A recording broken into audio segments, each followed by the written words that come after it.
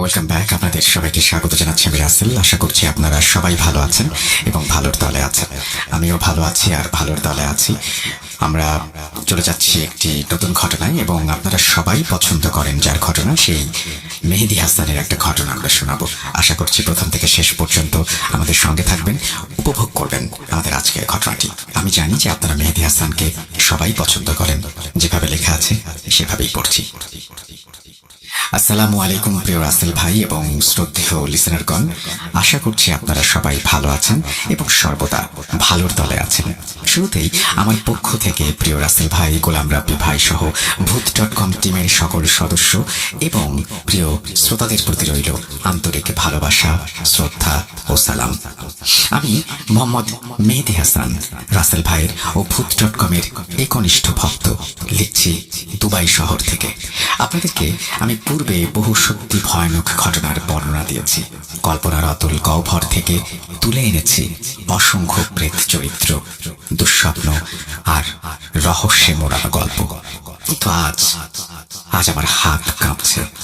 নিশুতি রাতের নিঃশ্বাস স্তব্ধতাকে ছিন্ন করে আজ আমি লিখতে বসেছি এমন এক বাস্তব অভিজ্ঞতা, যা শুধুই ভয়ের নয়, স্মৃতি হারানোর আর অশরীরী আতঙ্কের এক বিষাদময় সম্মিলন।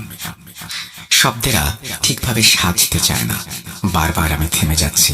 চোখের সামনে ভেসে উঠছে সেই বাড়ির চেহারা, সেই অশরীরী ছায়া আর সেই নিঃশব্দে তাকিয়ে থাকা একটি কালো বেড়ালের একজোড়া লালচে চোখ ও ভয়াল দৃষ্টি। এই ঘটনা যার জীবনে ঘটেছিল, সে আমার অতি আপনজন ও জীবনের অবিচ্ছেদ্য এক অংশ। তার স্মৃতির পাতাগুলো উল্টে তার এক সময়ের বলা সেই দুটো সত্যি ভয়ের ঘটনা নিয়ে আজকে আপনাদের মাঝে হাজির হয়ে গেলাম, যা আমি আগে আপনাদের জন্য লিখিনি। আজ সেই ঘটনাটি তুলে ধরছি আপনাদের সামনে। বিশেষ কারণবশত আমি তার আসল নাম উল্লেখ করছি না, তবে প্রতি মুহূর্তে, প্রতিটি স্থান, প্রতিটি শব্দ থাকবে বাস্তব আর নির্ভুল। আজকের ঘটনার মূল চরিত্রের নাম আমি দিয়েছি মায়া। মায়া একটা শান্ত শিষ্ট নাম, ঠিক যেমন মায়া নিজে। ছেলেবেলা থেকেই ও খুব বেশি একটা কথা বলতো না। তার ভেতর যেন সবসময় একটা অদৃশ্য ভয় বাসা বেঁধে থাকতো। রাত অন্ধকার, হঠাৎ মধ্যরাতে ঘুম ভেঙে যাওয়া, ভয়ের চোখ বুজে কারো গরম নিঃশ্বাস অনুভব করে শিউরে ওঠা, এসব তার জীবনের স্বাভাবিক ঘটনা ছিল। বর্তমানে মায়া ঢাকার একটি খ্যাতনামা পাবলিক বিশ্ববিদ্যালয়ে পড়াশোনা করছে, আর আমি প্রায় 4000 কিলোমিটার দূর থেকে তাকে স্মরণ করে তার বলা সেই দুই ভয়াল অভিজ্ঞতার ভার এখন আমার কলমে তুলে আনতে যাচ্ছি। এই ঘটনা যেন শ্রোতার হৃদয়ে জীবন্ত হয়ে ওঠে, যেন তাদের অনুভবে ছায়া ফেলে মায়ার ভয়। সেই উদ্দেশ্যেই আমি দুটি ঘটনার সমন্বয়ে মূল ঘটনাটি বলছি মায়ার কণ্ঠে, মায়ার অনুভবে, মায়ার জগতে। চলুন আর দেরি না করে খুলে দেই সেই পেছনের বন্ধ দরজাটা, যেখান থেকে শুরু হয়েছিল মায়ার ভয়ানক অভিজ্ঞতার যাত্রা। বলছেন মায়া। আমার বাড়ি ঢাকার ধামরাইল উপজেলার কোনো একটি গ্রামে, যেখানে নিশুতি রাতের ছায়া যেন প্রতিটি শব্দকে গিলে ফেলে আমাদের ধামরাইয়ের সেই প্রান্তিক বাড়িটিতে, যেখান থেকে শুরু হয় শূন্যতার দীর্ঘশ্বাস আর শেষ হয় এক অজানা অন্ধকারের ভেতরে। আমাদের বাড়িটি ঠিক এমনই এক নির্জন স্থানে দাঁড়িয়ে আছে, চুপচাপ, নীরব। আমাদের বাড়ির ডান পাশ দিয়ে বাজারের দিকে যে সরু রাস্তা গেছে, তা যেন এক মরুভূমির মতো নিষ্প্রাণ। পিচ ঢালা নয়, শুধুই ধুলোর আস্তরণ আর এক নিঃসঙ্গ দীর্ঘশ্বাস। সেই পথ ধরে আমরা বাজারে যাই। অবেলায় অনেক সময় মনে হয় যেন কেউ পেছন থেকে হাঁটার শব্দের সাথে পা মেলাচ্ছে, অথচ পেছন ফিরে তাকালেই কিছু নেই। আর বাড়ির বাম পাশে রয়েছে আমার প্রতিবেশীর বাড়ি, ও তার মাঝখানে দেয়াল ঘেঁষা আমার প্রিয় নিম গাছ। গাছের ডালপালাগুলো আমাদের বাড়ির খোলা ছাদের এক কোণায় মিলিত হয়েছে।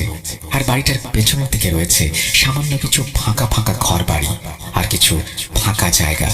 তবে একটু দূরে গেলে দেখা মেলে চিরচেনা বাজার। বাড়ির মুখের দিকে যতদূর চোখ যায় কেবল মাঠ আর মাঠ। মাঠের শুরুর এক কোণায় পড়ে থাকা এক উঁচু ভিটা, আজ আর সেটা কেবল পরিত্যক্ত মাটি মাটি নয়, সেটা এক মৃত স্মৃতির স্তূপ, যেখানে এককালে ছিল শ্মশান।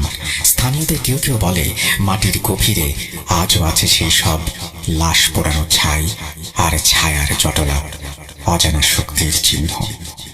এখনো কালো রাতে সেখানে মৃত আত্মারা মাঝে মাঝে চেঁচিয়ে বলে, জ্বলে গেলাম, পুড়ে গেলাম। রাত হলে সেই মাঠের পাশে থাকা ঘর বাড়ির সব আলো যখন নিভে যায়, তখন ফিস ফিস করে বাতাসে ভেসে আসে অশরীরীর অট্ট হাসি। আবার কেউ কেউ দেখে একটা ছায়া নড়ে উঠল মাঠের প্রান্তে, যেন কেউ হাঁটছে। আবার হঠাৎ নিঃশব্দে ফিস ফিস করে মিলিয়ে যায় সেই অশরীরী। অনেকে দেখে, কিন্তু কেউ কিছু বলতে চায় না, হয়তো ভয় পায়, কিংবা আমার মতো হয়তো সেই ছায়ার সঙ্গে কোনোদিন সাক্ষাৎ হয়ে গিয়েছিল, যা আজও রাত হলে আমার রাতের ঘুম কেড়ে নেয়। তবে এই এলাকার সবচেয়ে রহস্যময় জিনিসটি দাঁড়িয়ে আছে একটু দূরে, একটা কাঁটাযুক্ত শুকনো অথচ মাথা উঁচু করে দাঁড়িয়ে থাকা গাছ। নাম বললেই গ্রামের মানুষের চোখে ভয় নেমে আসে। গ্রামের অন্যান্য পুরনো গাছ বহু আগেই কেটে ফেলা হয়েছে, কোনোটা ঘর বাড়ির আসবাবপত্র তৈরিতে, কোনোটা আগুনে পুড়িয়ে। কিন্তু এই গাছ কেউ হাত দিতে সাহস করে না, যেন গাছটি নিজেই রক্ষা করে নিজেকে। আর যারা সাহস দেখাতে চায়, তাদের নামে গুজব ছড়িয়ে পড়ে। সে এক অজানা রহস্য। লোকেরা বলে ওই গাছে জিন বাস করে। রাত হলে যখন চারপাশ ঘুমিয়ে পড়ে, তখন নাকি গাছের নিচে কান পাতলে শোনা যায় কান্নার আওয়াজ। আবার কেউ বলে সে কান্না নয়, হাসি, এক অদ্ভুত বিকৃত হাসি, যেটা শুনলে গা কাঁটা দিয়ে ওঠে। 2008 সালে আমরা এই এলাকায় আসি। সেই সময় থেকেই গাছটাকে দেখেছি।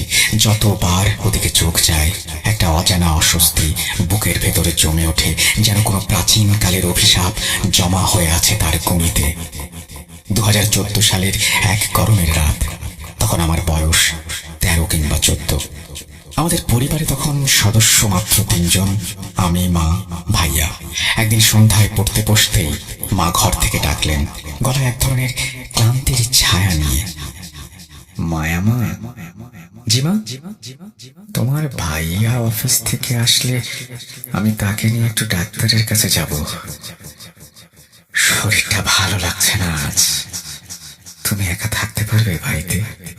আমি মাথা নেড়ে বললাম, পারবো মা, তুমি চিন্তা করো না। কেননা আমার অনেক পড়া ছিল। আচ্ছা, আমি পাশের বাসার ভাবিকে বলে যাব তিনি যেন তোমার দিকে নজর রাখেন। আর তোমার কোনো অসুবিধা হলে ওনাকে ডেকো। ঠিক আছে মা। ভাইয়া বাসায় ফিরতেই মা তার সঙ্গে বেরিয়ে গেলেন। আর যাবার সময় আমাকে বলে গেলেন বাড়ির কেঁচি গেট বন্ধ করে যেন তালা মেরে দেই। আমি গেটে তালা মেরে পড়ার টেবিলে বসলাম, কিন্তু মন পড়ায় বসছে না। ঘরের নিস্তব্ধতা, দেয়ালের কাঁপা কাঁপা ছায়া, ঘড়ির টিকটিক শব্দ যেন বুকের মধ্যে ভয়ের বাজনা বাজিয়ে যাচ্ছে। অজানা অস্বস্তি গিলে খাচ্ছে আমাকে। সন্ধ্যা থেকে রাত গড়িয়ে 9টা পার হয়ে গেল। আমি বই ফেলে ছাদে উঠে গেলাম, একটু হাওয়ার জন্য আর মাকে দেখার আশায়।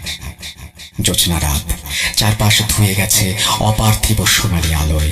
আমার নিম গাছের পাতারা মৃদু মৃদু তুলছে আর ইশারায় আমাকে ডাকছে, এসো এসো এসো। আমি ওদিক থেকে মুখ ফিরিয়ে রাস্তার দিকে চাতক পাখির মতো চেয়ে রইলাম। আমি হাঁটছিলাম অস্থির পায়ে, উৎসুক চোখে।